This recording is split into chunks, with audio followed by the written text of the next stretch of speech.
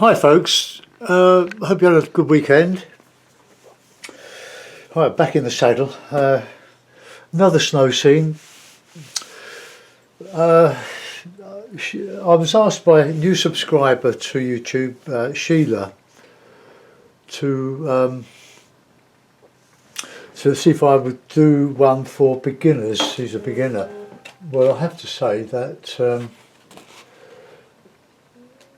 I try to make all my work for beginners, or at least for those a little bit on the way. So maybe I'm not explaining quite as much as she would like me to. So for her, I'll do another snow scene using these brushes. Four mops, this tiny little mop here. That's quite expensive, that one, but these ones, £12 for the Pro Art ones, and they're very good quality. This is a French one, not Pro Art. These two are Pro Art. That's Pro Art. That's Pro Art, and that was one of don't know where that one came from, Sri Lanka. But that was one of Frank Clark's brushes that he demonstrates, and I bought a pack of 3, and they're very good. So here we go. Now I've wet the paper all over. This is £90 Waterford, Saunders Waterford rough. Beautiful paper. It goes more or less dead flat when you wet it and then just sort of re-clip it. I'm letting it sort of soak in a bit. So that's, with this sort of paper, it'd be difficult to work dry. Like leave the paper dry and put wet washes on. It would buckle it up quite a lot, I would think. So I've got my watercolour paints, so there we are for Sheila's benefit. Cadmium yellow, raw sienna, alizarin crimson, light red, ultramarine, burnt umber, Payne's grey and burnt sienna. Now you'll see that there's quite a shine on these paints. That's because I keep them nice and moist in a stay wet, or a document case, which plastic document case, I'll show you. It's on the floor here, with a bit of toweling in, and I spray it with water periodically to keep it moist, so that the water in there, when it sips up, will keep the paints workable, which is lovely. So you don't have to scrub away at them because they've gone hard. And here we go. So skies, now my skies are very simple. I just get a bit of water on the brush. I would normally, oh look, they're supposed to be automatic. Right, so simple sky. Now I'll give a nice wash all over with some raw sienna. All right, raw sienna, that's the basis of it. And because the paper's wet, or wettish now, it's dried in quite a bit, so which is what I want really. So just give a bit of a wash over the paper, just a unifying colour of a warm mix.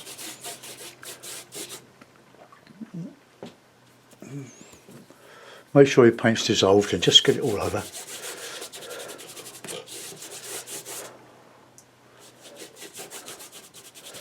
Okay, so that's that. Now we want a few clouds in the sky, so bit of light red, very strong colour, so you be careful with that one. A bit of ultramarine. I would usually use a hake. I prefer hakes, but I know some of you like your mops and so on. So we just put in some streaky clouds, very simple. A bit of shadow in one over the tops. So just a darker mix of those two colours.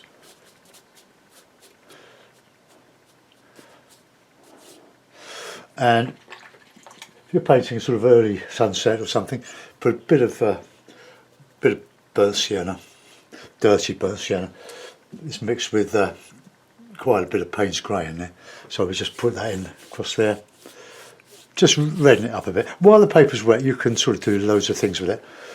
It's when it starts to really dry that you tend to lose it, but you can do a lot of stuff with the painting while it's in that state. And when you're happy with your sky, don't overcomplicate things. No, that's about all you need for this type of sky that I'm doing. If you want to put big billowing clouds in, you can. Now I've gone and put a bit of a blob on there, a bit of a wet, so I don't want that there. Right, so I'm now going to dry it with a hairdryer. So bear with me. A hairdryer. So fast forward through this bit or mute your sound, because I don't want to blast your ears off. Right, here we go.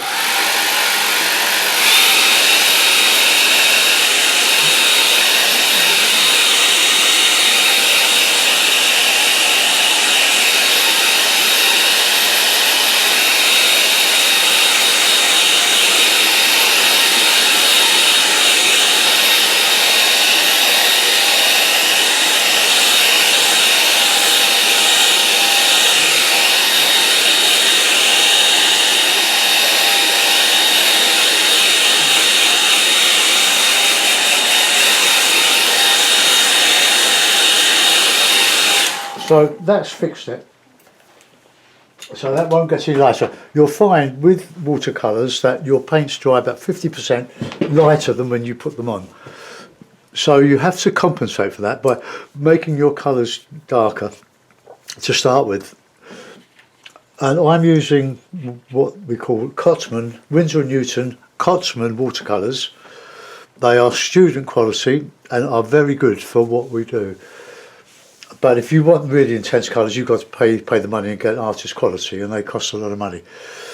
Right, now, we want a background. I can put a hill in, which I will do. I've no drawing, just straight in with the brushes. I'm going to moisten this brush here and put in a background colour of those of Payne's Grey and ultramarine. Just dip that in the paint, and then just start to put in some fairly low horizon, a bit of this. Size of the brush, look, because this is a rough paper, it misses here and there, and that you exploit.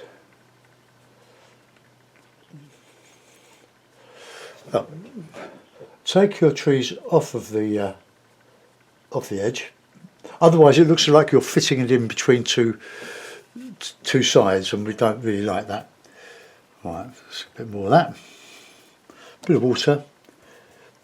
Don't worry about using a hairdryer. You can use it any time you like. So we'll just go up here a bit.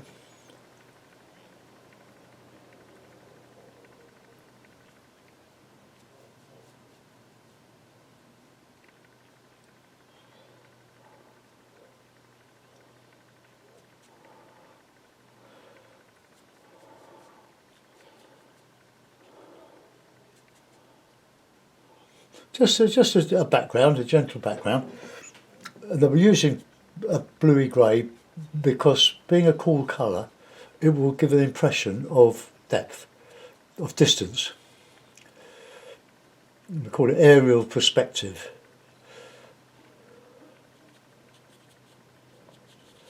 We're going to paint over quite a bit of this. Just to block in. When it's dry, I'll put in some detail on those trees, just a little bit, and we can increase the intensity of that colour when it dries a bit. Let's just get that.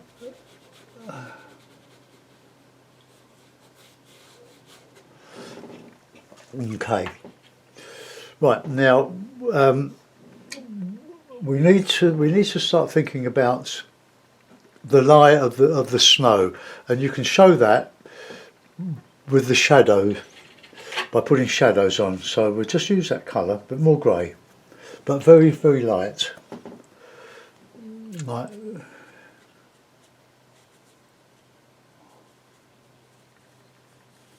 just waggle your brush a bit. Sometimes works better with the damp paper. Otherwise, you get these hard edges, and you don't really want. You want a gradual transition between the paint and the edge of the paint. You don't want the hard edge. So you just touch that with a bit of water, and you'll find that it will spread up. This is a very, very good quality paper. It's less expensive than the £140, which you don't really need, not as a beginner. You don't want to overspend your money to begin with if you're just learning. So there we are. Let's take that out even more. Just put that on there. My board's at about 20 degrees, 15 degrees. So that's so we'll do a bit more.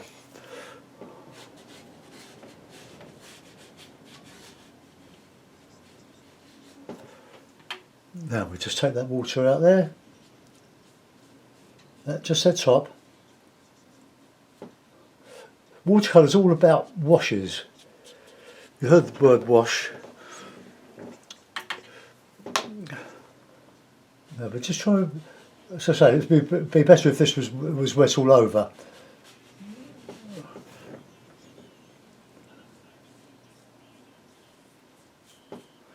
Alright, okay. We can add a little bit more to the bottom of this.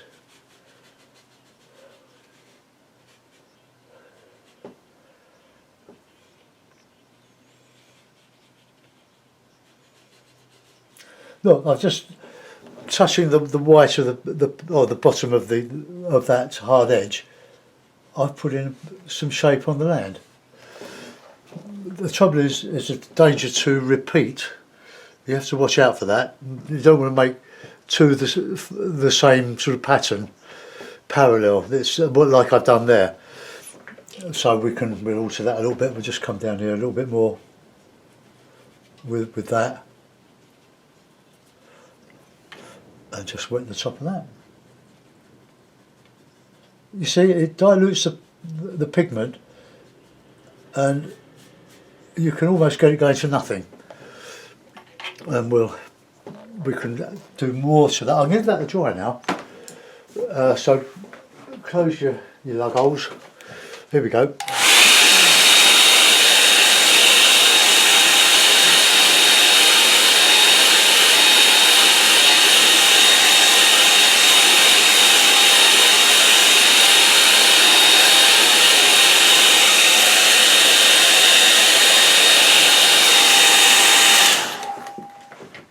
Got a little splash there. It doesn't matter, I should paint over that.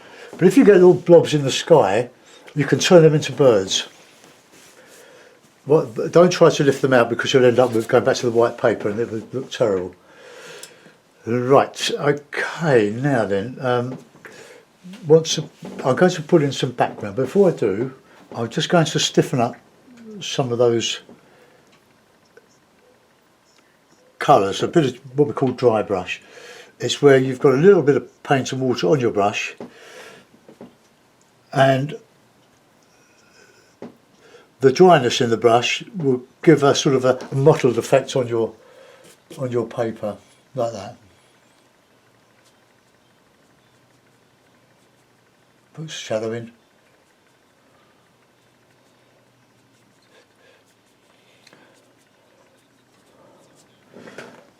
Okay, just as a little bit of interest, and we can put some warmer colours in front of that, which I'll do now. So a bit of burnt sienna, a bit of Payne's grey, a warm dark.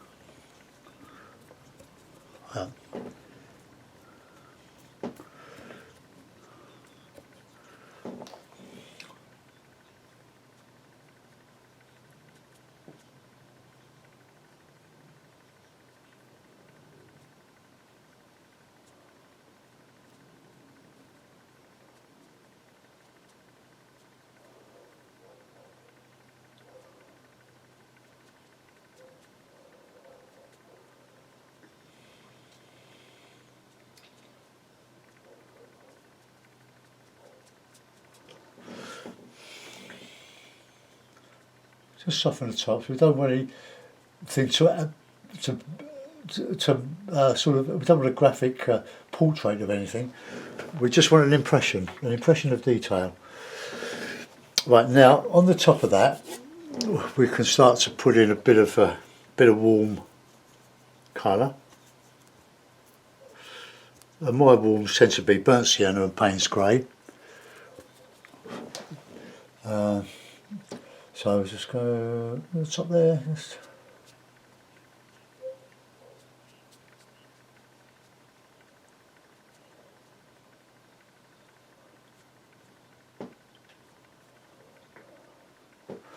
now we're going a bit of blue in the background of this. So on top of that white bit there,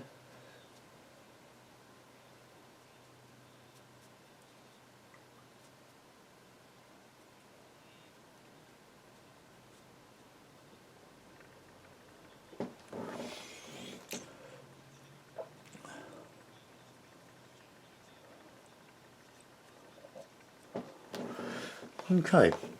Now I don't want to repeat down the bottom what I've got above it. So I just no.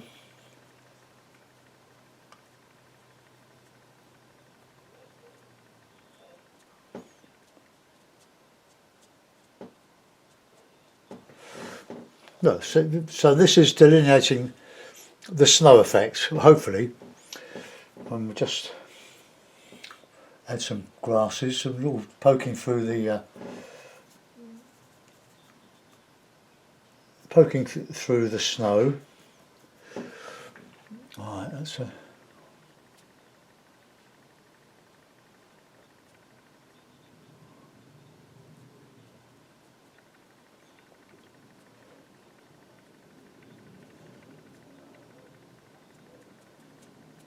Just flicking the brush. I'm not using the point. I'm just using the edge.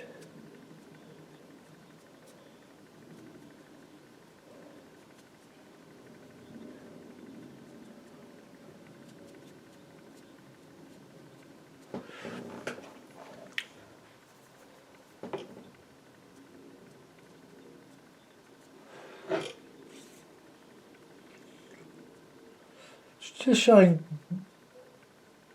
bits, but you can overdo this, as I'm sort of doing, but I'm demonstrating it, so you'll have to forgive me for that. Okay, now I'm going to put in, with the rigger, I'm going to start to detail some of that. I'll have to give that a bit of a dry though. So, headphones off, go.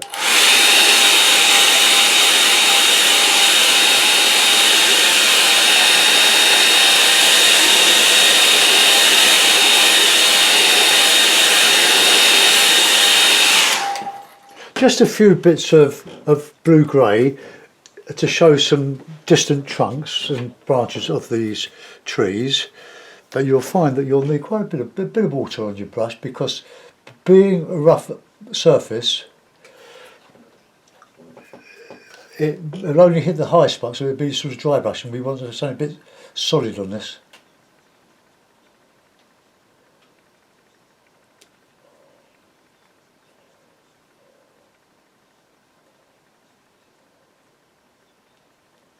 Just little hints.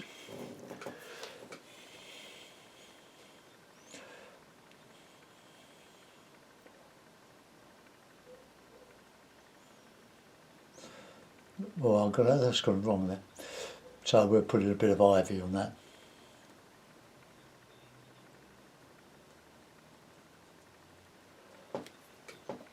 You do get a lot of ivy on trees, especially in the UK, on oak trees.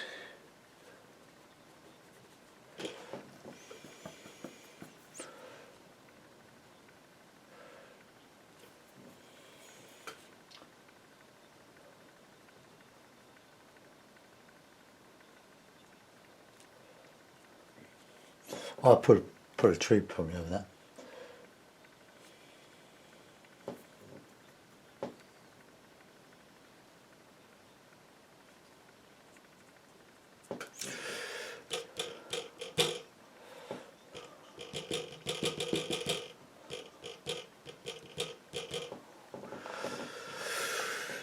Right, okay, now I've changed the rigger to the slightly thicker one. Well, it comes with a chisel egg, this one. I'll just dry that off because I don't like that. I made a mistake there. But we do make mistakes.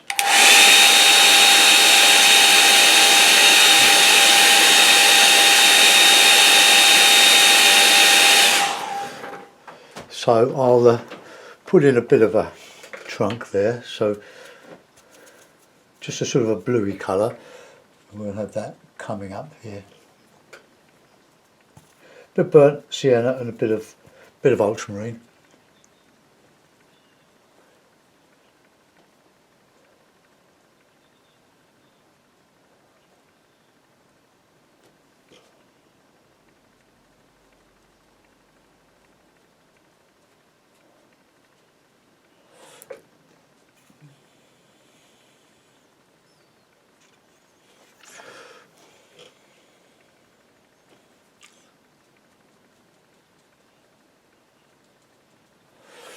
Right, now with that my little mop, I'm just going to dry brush a bit of that brown colour, browny blue, just over that.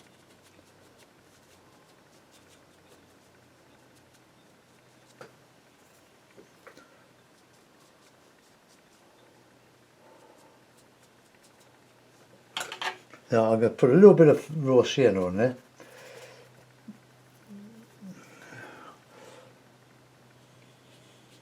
Catching a bit of sunlight on there. Okay, so that's this guy's. I should put more into that as that dries. So now we'll put in another one.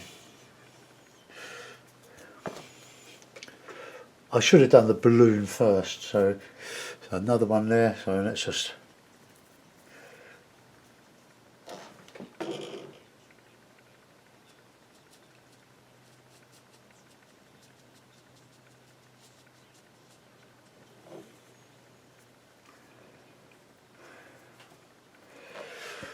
Okay, look, it's a bit darker in there.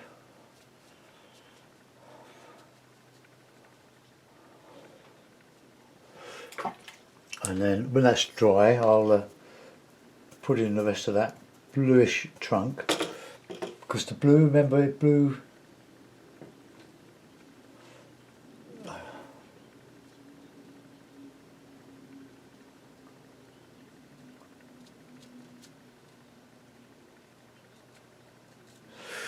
Okay, now when that's dry, I'll put in some twigs. Now we're going to put in another one up here, probably larger, so get the old brush, the little brush.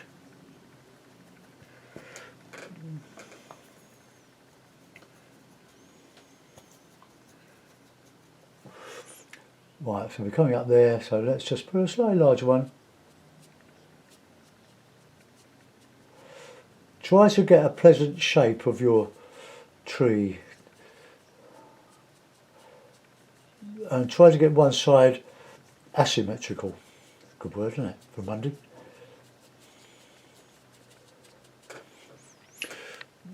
And put a little bit of dark in there, because that's our shadow side. This is my shorthand for showing lots of twigs and branches and stuff.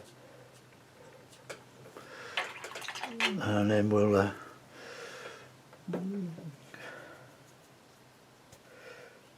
slightly warmer colour here, we'll just come up here a bit.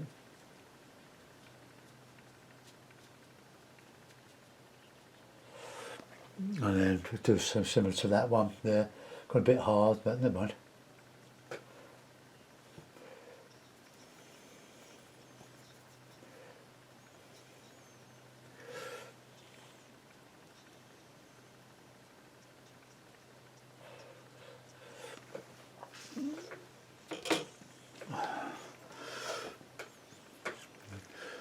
Now with the rigger, we'll start to put in a few spindly trees.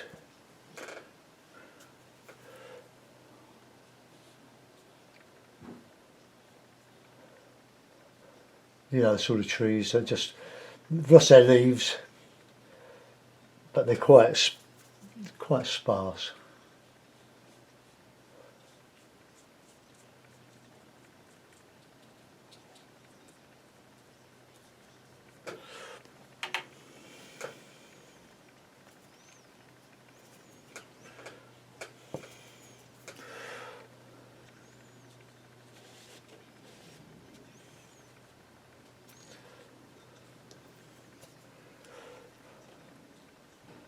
I'm resting on my paper now, so make sure it's not wet where you're resting on it, otherwise you'll smudge.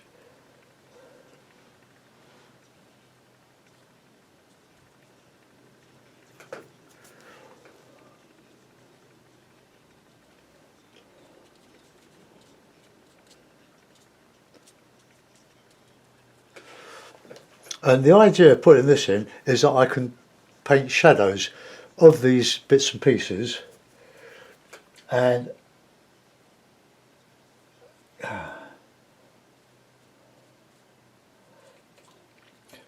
show the shape of that snow even better.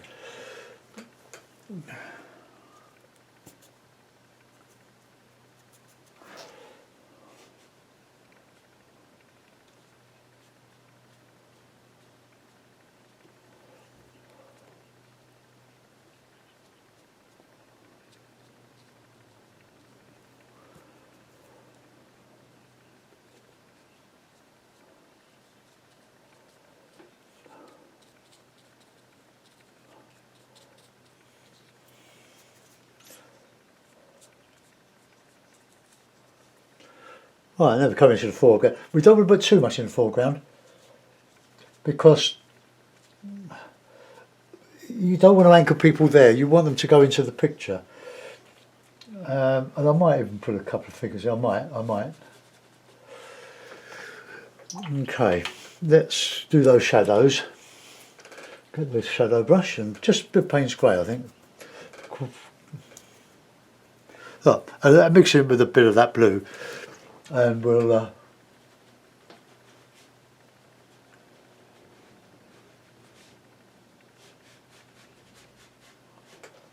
so the sun is coming that way.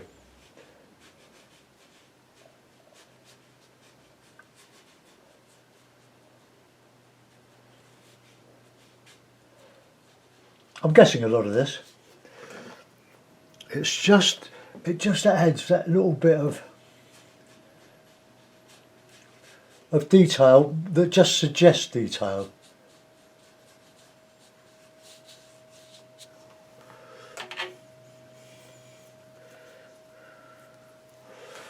There we go.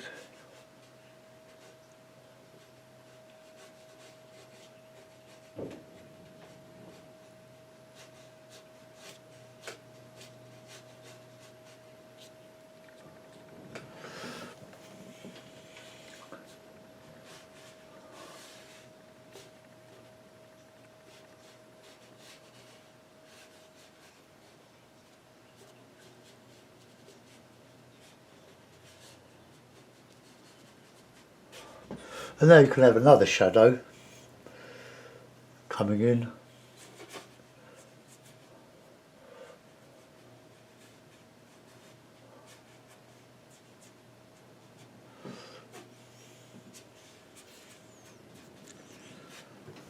Okay, now any more than that would sort of make it worse, so we'll just add some detail in here.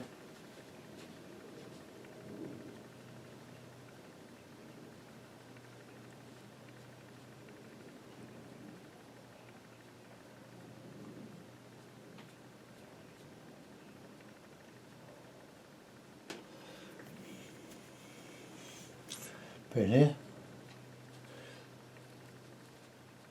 Don't know what's happened there.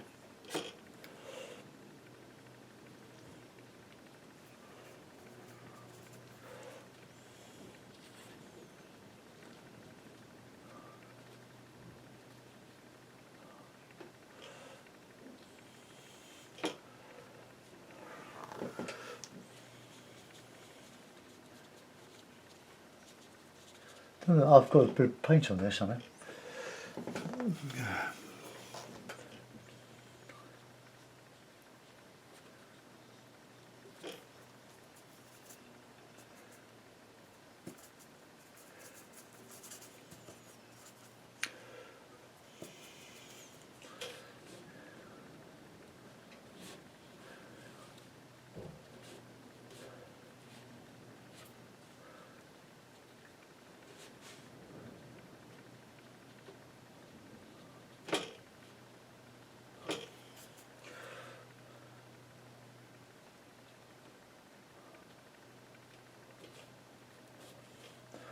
How much you put in there is up to you, but better to err on the side of economy. Otherwise you just overcomplicate things, make it hard for yourselves.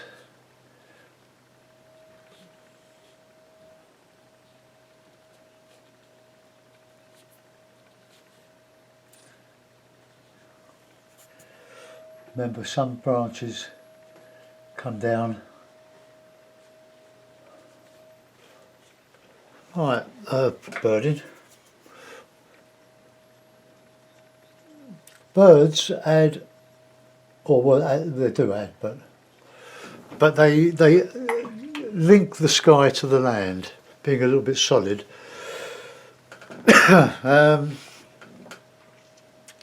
I'm not going to put anything. I'm not going to put a figure in there.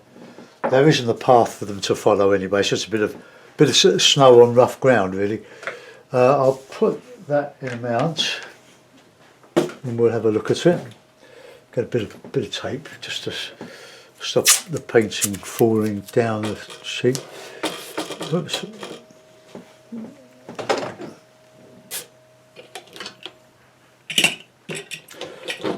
I'll have to sign it. Now, I've got 2 pins in the back of this, and they don't seem to be. Well, it's changed around. That's better. It's more solid. Right, I'll move the camera a little bit. Let's put those on there. On there. So there we are. We have a snow scene. Let's just zoom out a little bit. There we go. Very similar to the 4 or 5 I've just done, but all variations on a theme. But it's a basic snow picture. I hope when I find my... I've lost my palette. Where's that gone? I can't believe it. Oh, there it is. Alright, just always sign your work, even if you don't think it's very good. Someone else will. Unless it's really bad.